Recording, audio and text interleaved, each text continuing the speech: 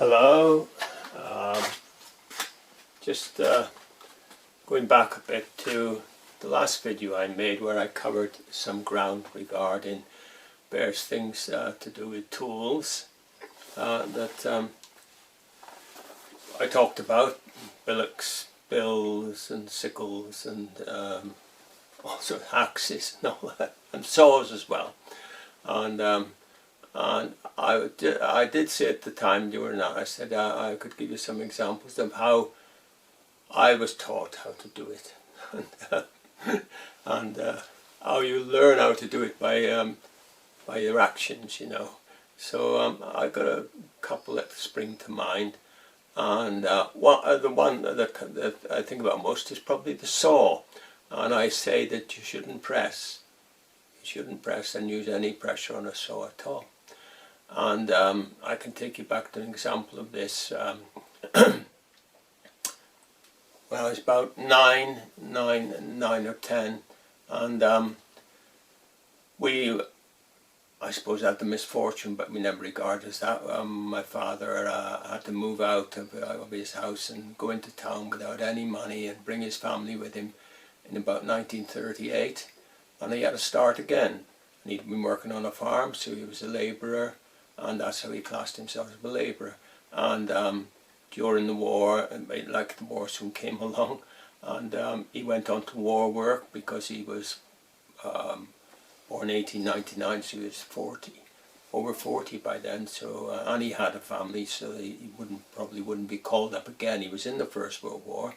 That's a story in itself. We were pretty skint, you know. I would buy furniture and everything, and make a living in the town. We only had a small house, a small one room downstairs and two upstairs, because it was divided by a partition, and there was two beds in that. And it turned up there was us and my mother and father and 4 children. So it was a bit of a tight squeeze, and everything had to be done properly. And one of the things was that my mother unfortunately suffered from heart conditions, so sometimes she was missing, she was in hospital. So we used to come home after school, and there would be nobody there, but my father come home, but sometimes he'd come home and gone because he had something to do, and he'd leave a note on the table, and it would say something like, there's some shoulder sticks at so-and-so, so-and-so, and that's all it would say. We knew what it meant, but in order to eke out the coal, which we used to get about 100 weight of coal about once a fortnight, he would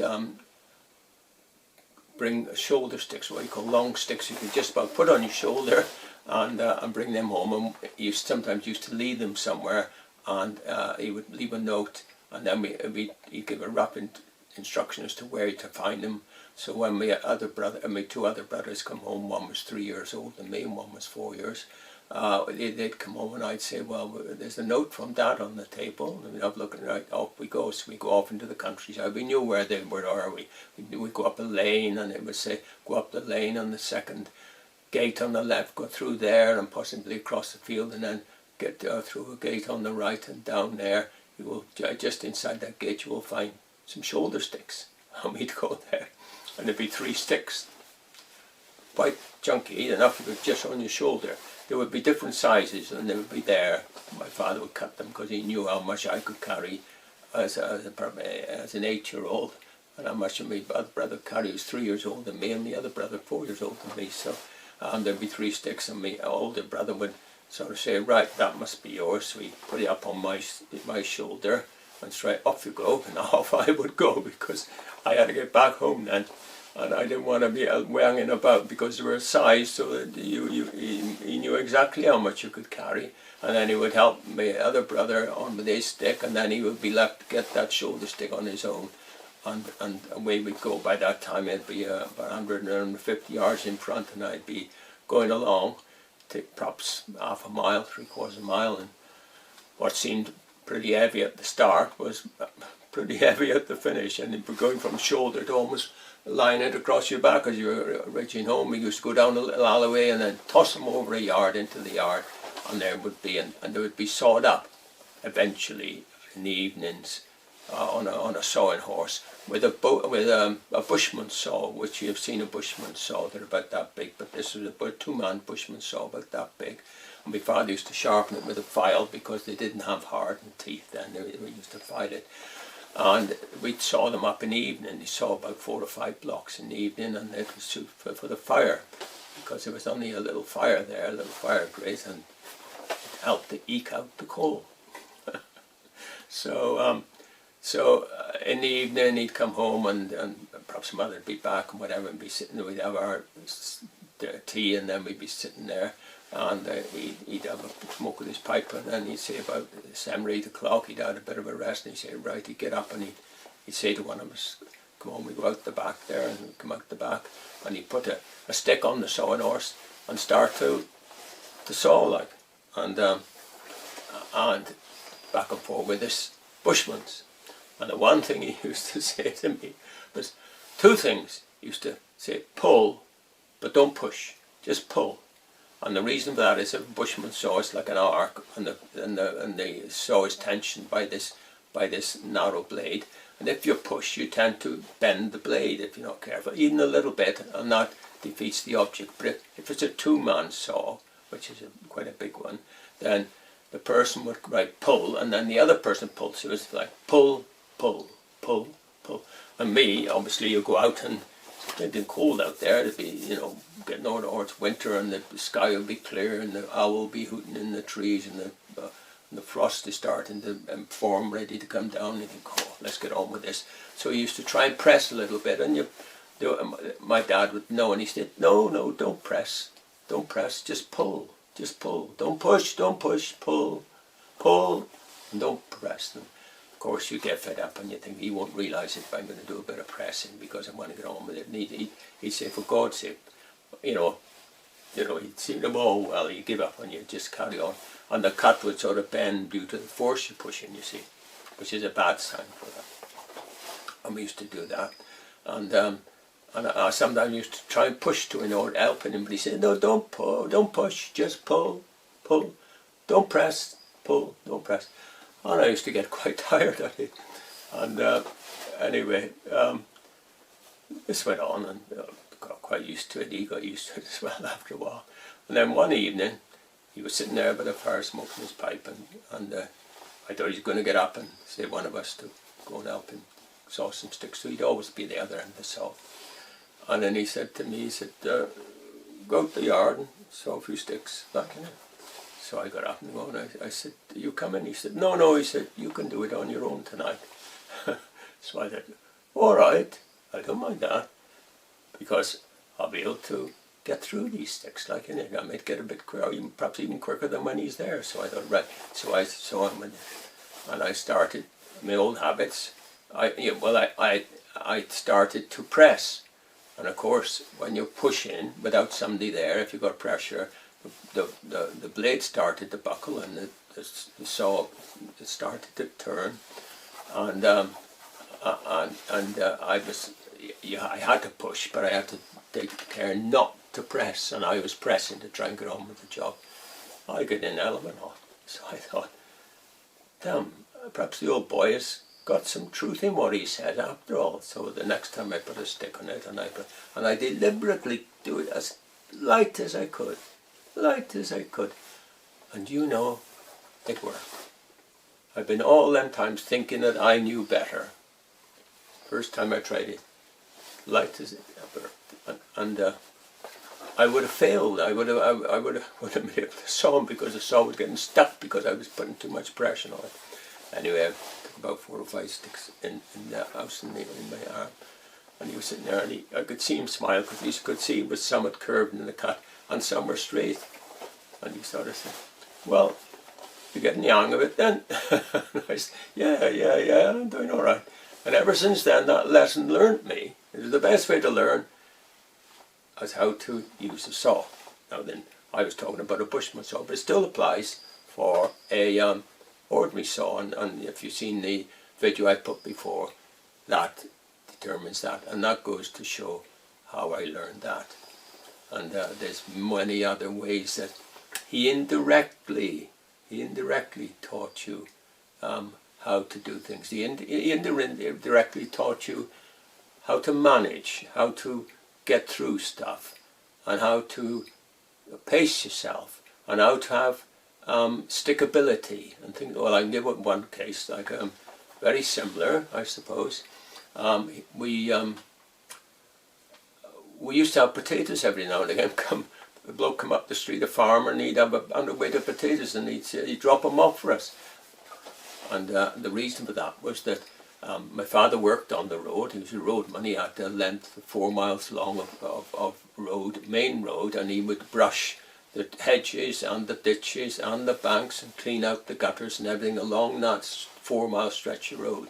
And if he was not working somewhere else in the council, if he got up, he didn't have any instructions, otherwise he would always have to go to that road so that they could find him and know where if they wanted extra help. So that was it. He was called the length. He was a lengthsman. That was the length of the road, and that was his responsibility unless there was something else to do. In the winter there'd be snow clearing and putting salt in the road and stuff like that. But other than that, he'd be a lengthsman. And farmers used to go past. They knew he was from a farming family and he was a good worker. And they said, any chance you helping with an harvest for a day or so? And they'd say, yeah. He said, we'll organise something. So he used to go and help in the hours. And in exchange, they would put some potatoes in the field. They would plough a certain section of a field, long length, for potatoes for him and for somebody else and for their relations and things like that. There'd be about a dozen rows of potatoes in the field, long lengths. And we used to go and harvest them. And anyway, I can remember I'd be about 11, 12, possibly something like that. Got up one Saturday morning, going to go somewhere, and he said, oh, hang on a minute, he said, I want you to come with me. So I said, all right, yeah, come on, and Dad, and off we went down. He got a spade, something similar to this, what they call a short spade, something like that. Got a short and stubby spade, and he picked it up. Brought it with us. I didn't ask him what he wanted. I knew he was up to something, but it didn't bother me. And anyway, we went up in the countryside to this farm and went through some fields and then down the gate, and we went down this field. It was like a curved field like that going down. But it was about 12 rows of potatoes, or perhaps more, perhaps down the one side of the field. So we went across to where the potatoes were, walked down the edge, me and him, and I thought, oh, I don't know what's going to happen with the stomach. Anyway, walked along the bottom of the rows, and he was going, he said, oh, these two are ours. He knew which potatoes were ours. I don't know how, but he knew they were ours. And he said, right, he said. So got this spade, and he started to mould, what we call mould them up. Now, when you got 2 rows of potatoes like that, they're in fairly flat. They've got a slight ridge that they're in, but they like that. And then as they grow, 2 things happen. One is that the potatoes are quite close to the surface, and if they're left like that and the surface shows, then the potatoes turn green that are there, and you waste the potatoes because you can't eat green potatoes because they're poisonous. It will make you ill. So therefore you lose potatoes. And the other thing is that as the potatoes grow, the weeds are growing up, and they're starting to get in competition. So what you do, in between the rows, you mould them up. In other words, you put the soil up around the potato plant itself from the ridge, and then the other one does the same. So you've got like ridges like that, and the potatoes are on the top, potato plants, so that then you've disturbed the weeds, you've turned them over as you've pushed the soil up, and also you've covered the potatoes that are liable to be kept green. So it serves 2 purposes. Because then you get your more potatoes, usable potatoes. And the other thing is that by the time the weeds recover, then the potatoes have grown over. I might show you a photo of our garden. We got some in, and where they've grown over, the potatoes grow over and hide the light, and therefore the weeds can't be a problem anyway. So you don't get a dirty field after you've got the potatoes, and they're not competing with the potatoes. So that's it. So you get in, and you move your soil out with, then you move the soil out with, then you move the soil out with, and then you're covering it's reasonably easy in a garden, because the garden has been tilted up till it's very fine. But in a field, it's quite an awkward job. You got bits of clouds of dirt, and you want to turn the weeds in, and you've got to be a little bit conscientious. And so he started doing this, and I thought, well, what am I here to watch, am I? And he'd gone about 4 yards, 3 or 4 yards, and he said, there you are, that's the way to do it. And he gave me this shovel, this spade, this short spade. And he said, I said, well, what do you mean? He said, well, there you are, off you go. So I thought, oh, well, I thought, well, it's every other, then I don't know. So I started to go and doing this, and I looked up. He was walking across the field and going up beside the edge, and I said to Dad, well, how far have I got to go up here? You know. He said, oh, to the top, and come down and do the other side. And I said, hell with bells. I said, that's going to take all day. He said, no, it isn't. No, it isn't. He said, you'll be back home by dinner time. He said, no. I said, no, it's going to all day job. He said, no, it isn't. He said, you keep going, keep your head down, don't look back, just keep going.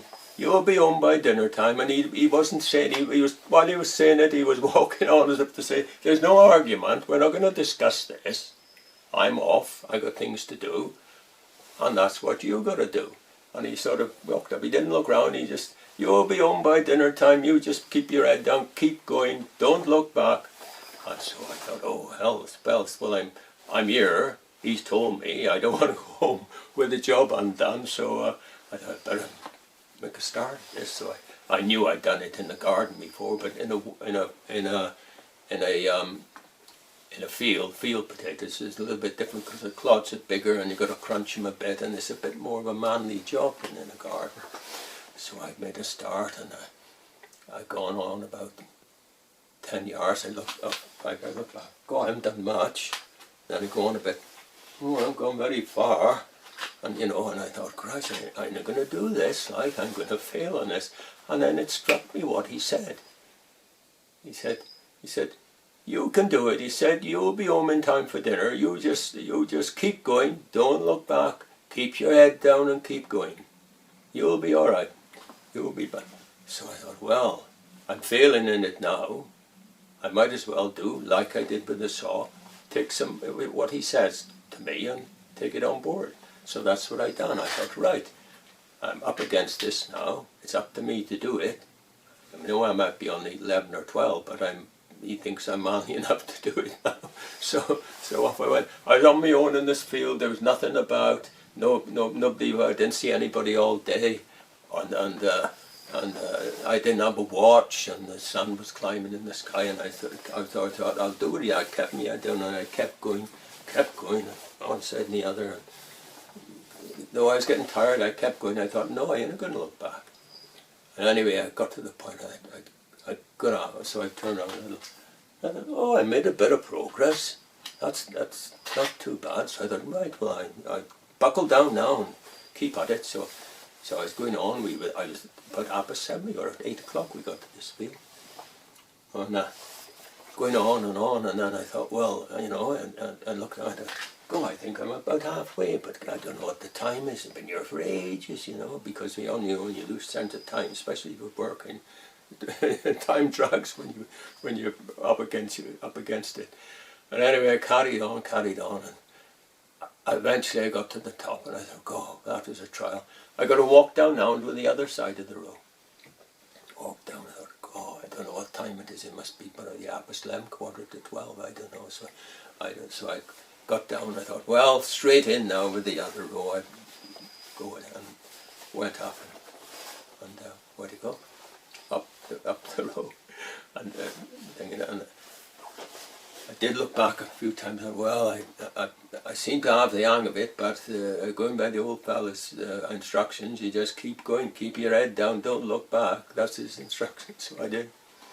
So towards the end, we only got about a quarter of the row left, and I thought, right, I've got to press on now, because it must be. I thought it won't be long. It'd be dark. It had been here all day, you know. It seemed like that, so I kept going on. Anyway, I reached the end of the row, so looked back. done quite a tidy job, put the spade on my shoulder and off down, headed for home. So although I don't know what time, I have no idea what the time is, I thought, God, it seems like age, it must be about, gotta be about 4 o'clock, like, you know, been there since 7:30, 7:15. And anyway, down the road, walking down the street and in through the door, they were just having dinner. Dad was there, just started his dinner. He said, everything all right, everything went well? I said, oh yeah. I said, yeah, it was good. And I looked at the clock, it was 1 o'clock, dinner time.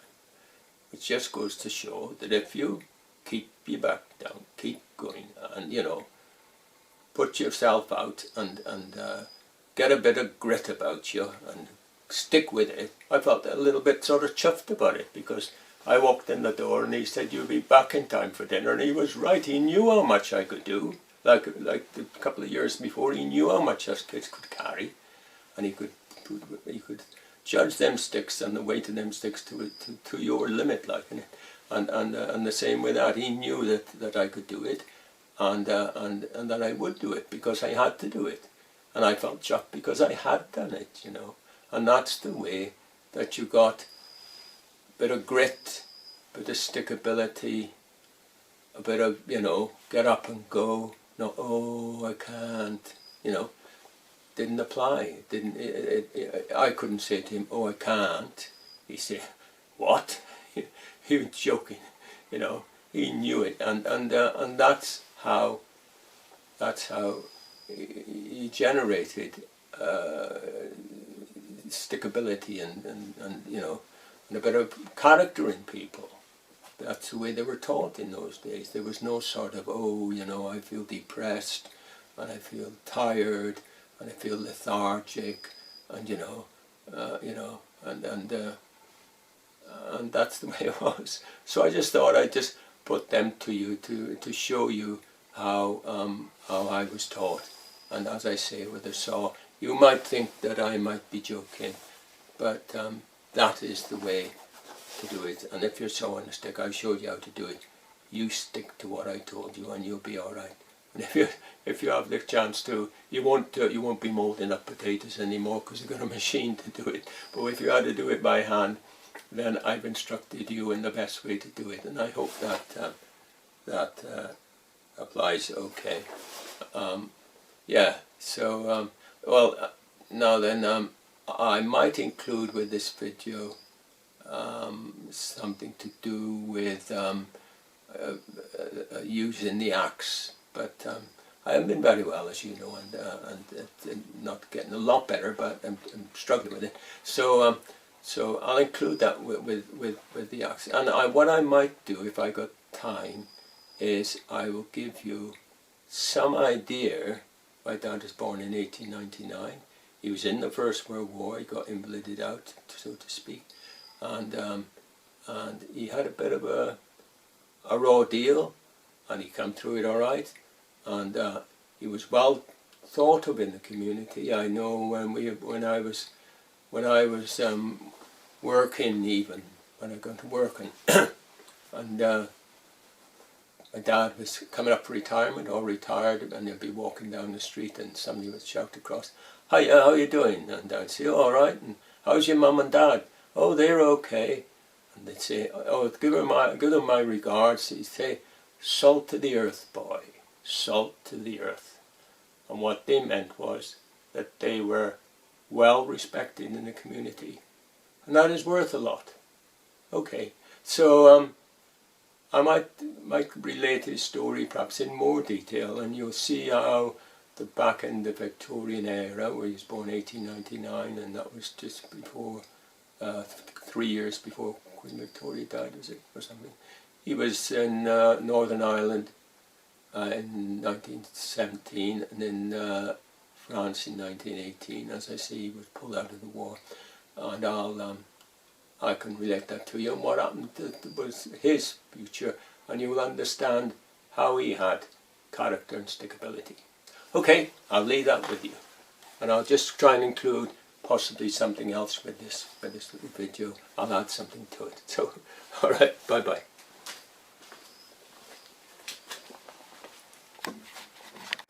I just thought while I'm making this video, I wouldn't mind just including a little item that I might have left off in the last one, which was how to use and look after woodland tools, which is my previous video when I talked about a saw, and I think I left out a couple of things that might be of interest to you. And I got this saw up here, and I'll they're only small details, but they might be relevant. People ask questions about them, and I've got an awful habit of making a video and then find out I left something out. So this is my chance to rectify. And this is the saw that I used. If you buy a saw, I think you buy them in 22 inches and 20 inches long. That is the blade there. From there to the back there is 20 inches long, which is 500 mil, pretty well. So that's it. Now then, get a regular cut. Don't get a coarse cut. Don't get a fine cut. Don't get a second finish saw or whatever. And it wants to be a regular saw. This is made by Irwin in Belgium, actually. And the amount of teeth, 8 teeth to the inch, 9 points, 8 teeth and 9 points. That is the one you want. Don't get any coarser than that. Don't get any finer than that. That is ideal for woodland use. And the other thing is that I said press, not to press, but don't press. And when I showed that video, I started off by showing how people press. And it went into the wood. I had it here, I put it in the vise, and the saw was like that. It got caught in the wood. Now, if I hadn't pressed, when I sawed like that and I let it go, the saw would just come out like that. And the reason that it stopped is that because I was pressed, and because I was pressing, I was trying to get more sawdust out per cut than the saw could take. The saw was full of sawdust, so the excess sawdust got wedged up, forced up between the saw and the timber. So if I carried on cutting in that manner, more and more sawdust would be occupied by the between the saw and the timber, and therefore that's why it's hard to cut. And that's one of the reasons why it's hard to cut. And that's why by just using very little, if no pressure, then that's why you can relieve, what's called relieving the saw. And therefore the saw works normally. It takes no pressure at all. You can work for hours like that. Whereas if once it's wedged and you're trying, after about 3 sticks, you put it down and you think, oh, I'm fed up with that. So that's it. And the other thing is that if you've got that problem, then the saw will tend to waddle, because you're putting pressure and you're putting bending in it, and it will tend to waddle. You've got no control over it. And the other thing will come in if you're doing carpentry is if you don't press, you've got a chance then of altering the cut by just putting a bit of bias on it, putting a bit of waddle one way or the other, and you can alter the way the saw is cutting. Whereas if you press, then you haven't. The saw is fixed, it's wedged, and therefore it'll carry on cutting. You'll very get a little chance of doing anything about it. So that's it. Get a saw. And the other thing is, when you buy a saw, I don't take on me to buy an Irwin. I just happened that what I did, I went to the shop or the store, and they were all in their cases.